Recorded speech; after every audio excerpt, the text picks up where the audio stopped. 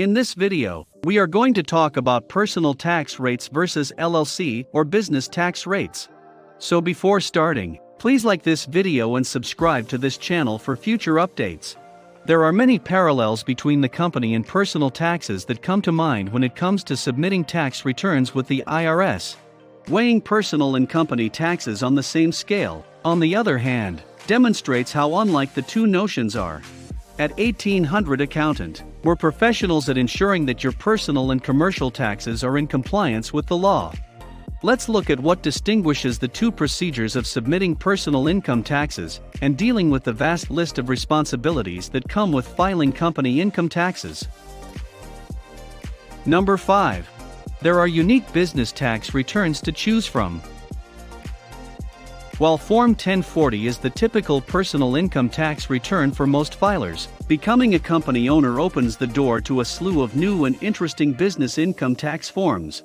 In order to appropriately report your company revenue to Uncle Sam, you must complete the required taxes, those with pass-through company arrangements. As well as sole owners, report their self-employment income directly on Form 1040. Owners of C corporations must file Form 1120, whereas owners of S corporations must file Form 1120s. Partnerships must submit a Form 1065 information return, while charities must file a Form 990.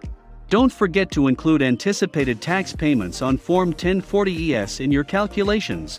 Depending on where you conduct business, this list may include containing tax forms for submitting payroll taxes, sales and use taxes, and a number of additional state and local tax filings. Number 4. Business taxes come with additional filing deadlines. The burden of processing company taxes comes with extra filing dates in addition to more tax forms to choose from. Individuals are used to the long-standing tradition of April 15th being tax day. There are due dates on the calendar throughout the year while running a company.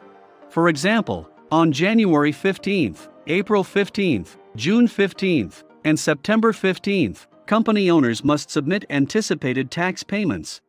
Some firms are responsible for reporting payroll taxes on a monthly basis.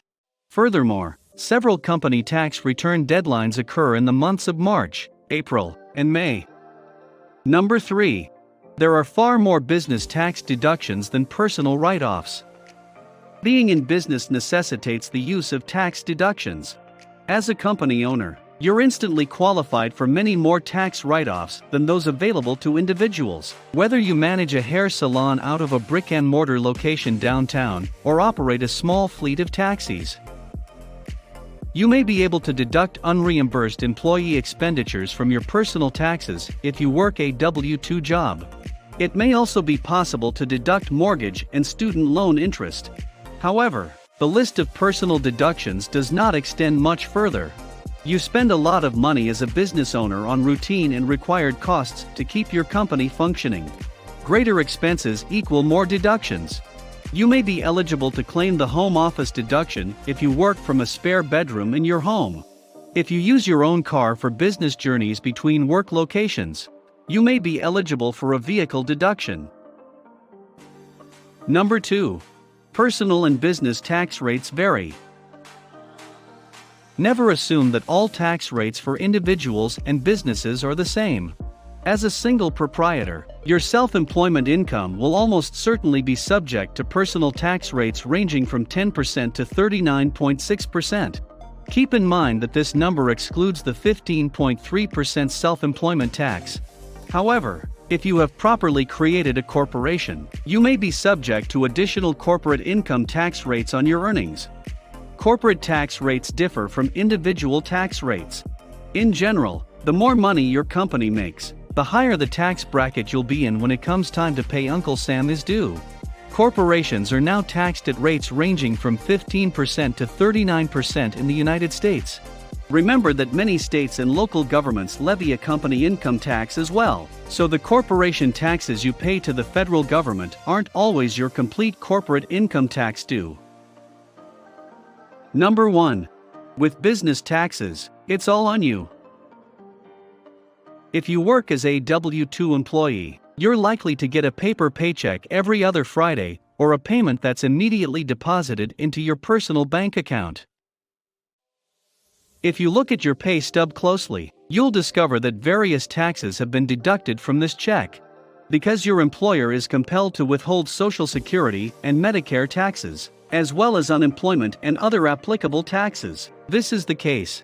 Basically, all you have to do is submit a personal income tax return with your yearly earnings reported on it.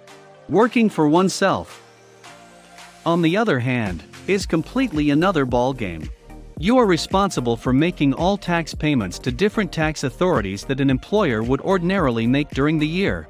For example, you must cover the Social Security and Medicare tax payments that would ordinarily be deducted from your paycheck if you were an employee. What do you think about our video? Let us know in the comment box below.